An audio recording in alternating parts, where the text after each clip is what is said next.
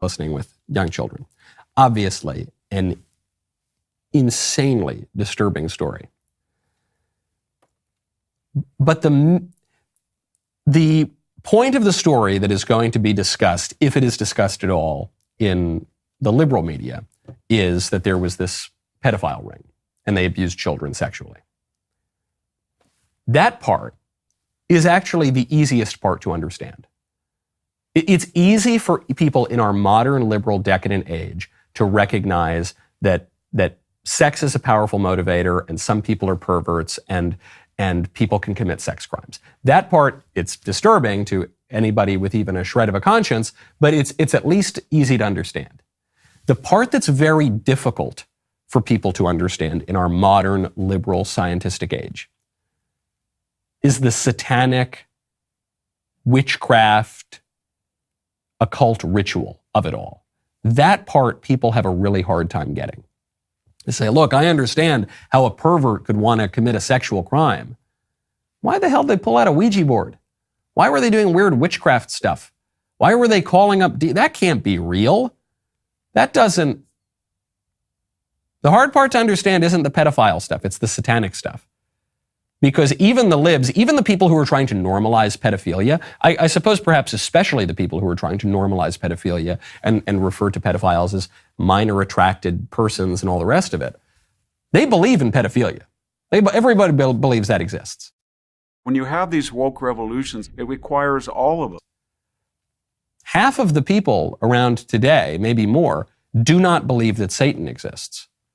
I always go back to this amazing interview in New York Magazine in 2011, I think it was, between some young, know-nothing liberal reporter and Supreme Court Justice Antonin Scalia, the conservative. And somehow heaven and hell came up. And the reporter goes, do you believe in heaven and hell? And he goes, yeah. And she goes, well, that's got to be awful scary to live in a world with hell. And he goes, you know, in a theatrical whisper, he says, I even believe in the devil. She goes, well, boy, you got to be shaking in your boots believing in the devil. He goes, do you know how out of touch you seem?